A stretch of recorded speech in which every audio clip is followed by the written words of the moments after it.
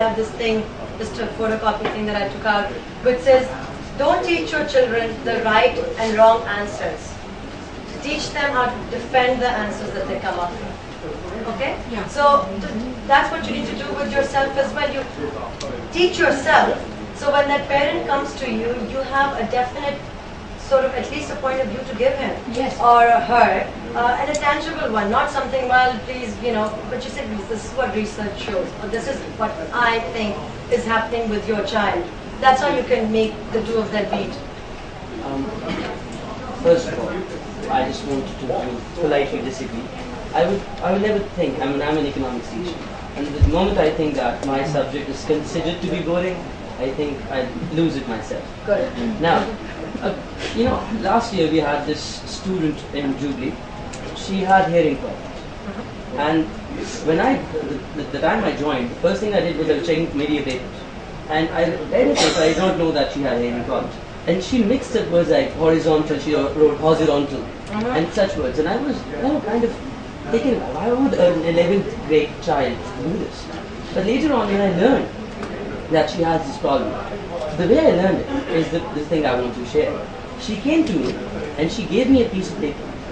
It was a printout which said, it said on top, how to teach a child with impaired hearing. There was a certain point.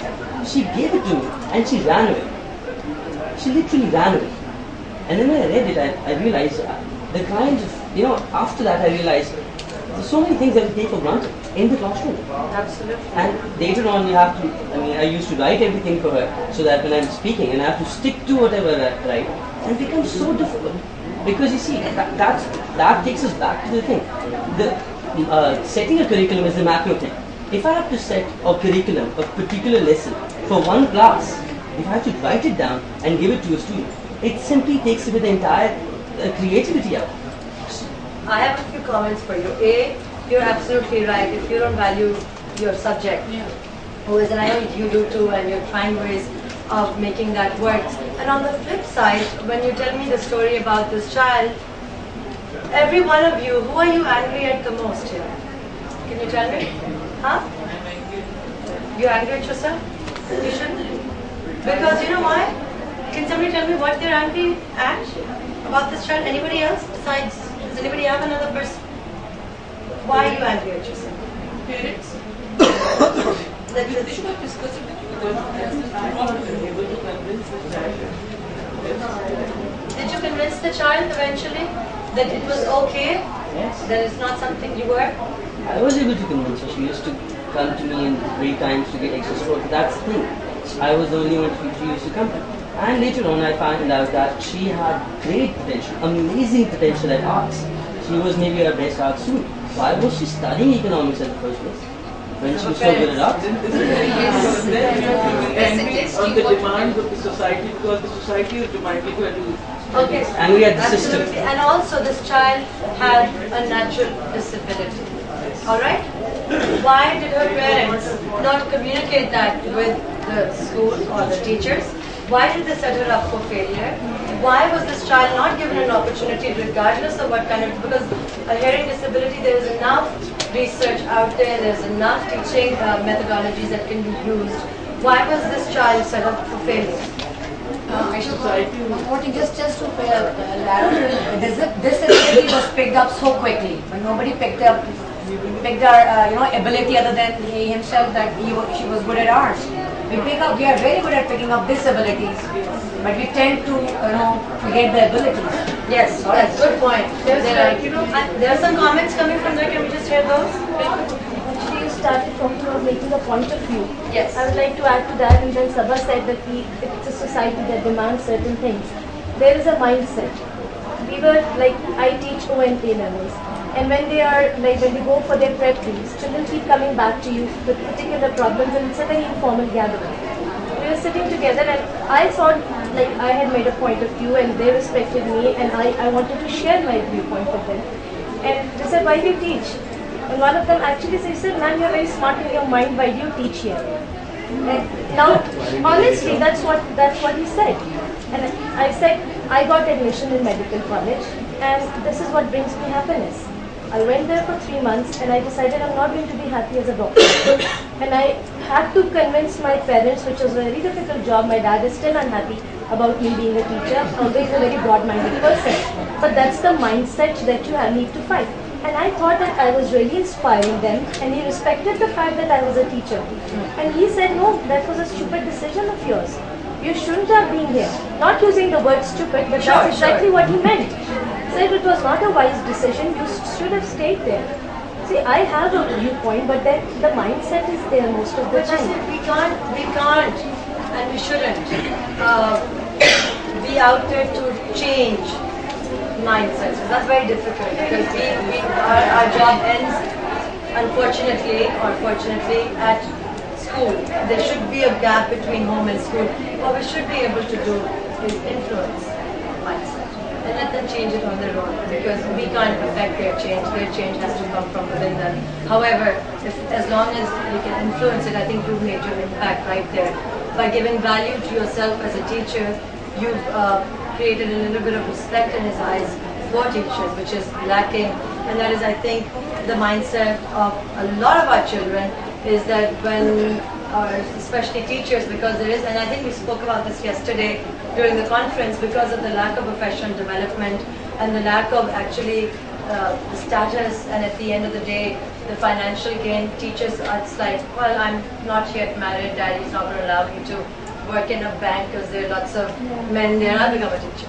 Or I'm not married and my husband's not, so all these kind of silly things. But I know that the group that is sitting here at this conference is here because they're not part of that norm. We are here because we are, so we can take this conference and take something from it and go and apply it to our schools immediately. That is what I'm trying to get at right now. That let's not just walk away with fluff and a whole lot of conference vernacular that we can come up with. And as you'll see throughout the conference, there'll be 5, 6 words that are constantly popping up, and I bring them up too.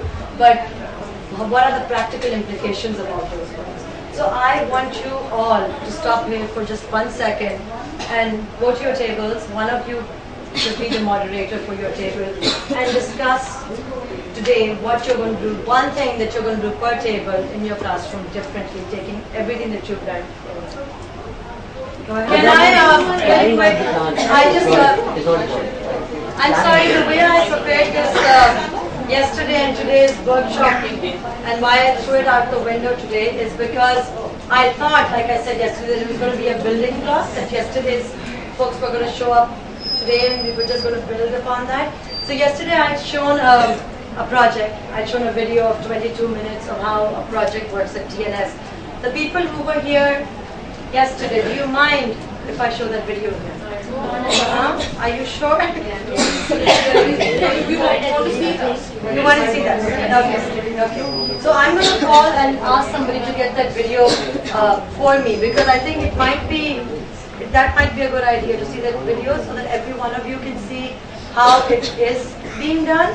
Because at TNS, we have a curriculum. That curriculum has to be followed because IB is a very, very, very rigorous and robust curriculum. And to prepare our children for the MYP and the IB is a very, very challenging task. So we have to make sure that it is, to the naked eye it looks like play, a lot of play, but it's not play, it's actually a lot of work. It's a lot of work. And it's so much more work on the part of the teachers as some of these girls and boys and men who were here yesterday. It means that the teacher is stretched to the point where if I stretch her even a tad bit more, she might break.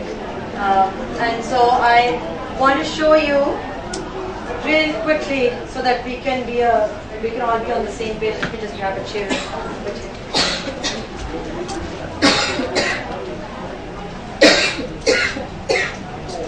I did not want to repeat myself, but we'll just do this real quick so that we can have more things to talk about.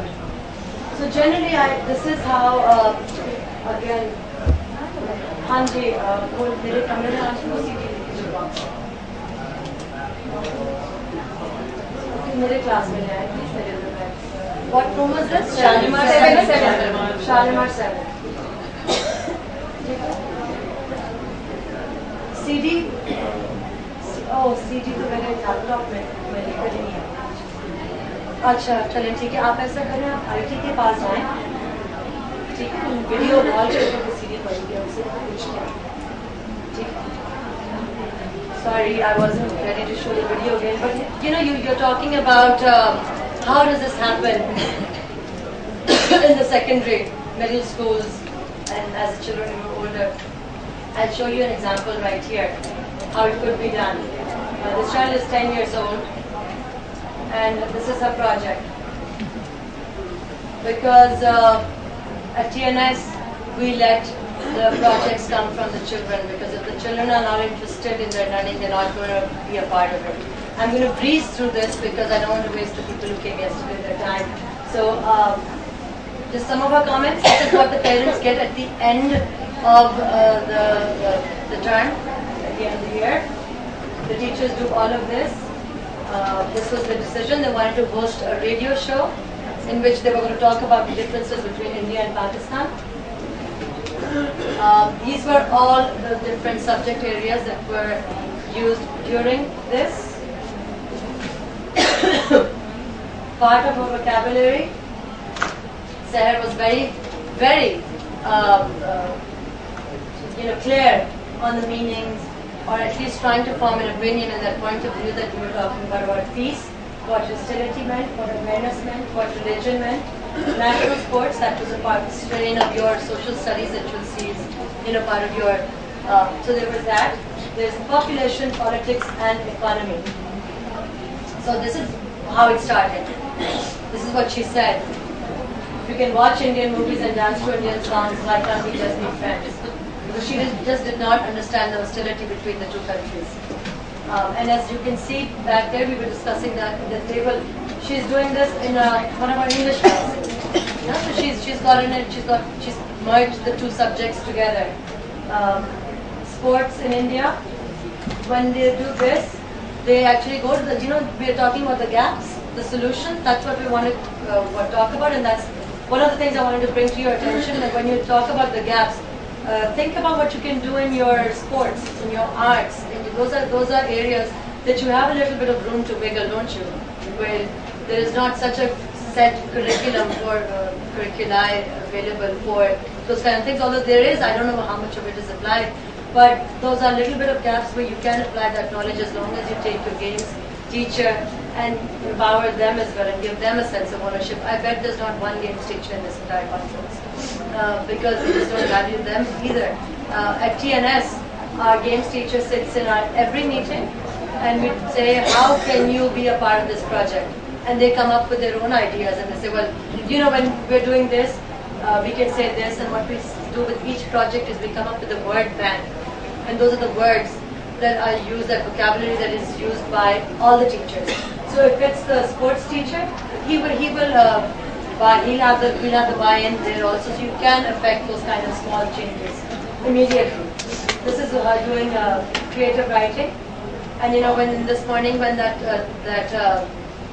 was being read about the turtle, I was thinking of some of the writing from our children, and I think from a 10-year-old's perspective, this is on the left is her, how she was scared, and on her right is her positive, and how she thought about it. Nobody asked her, nobody gave her any cues on this, she just came up with this herself.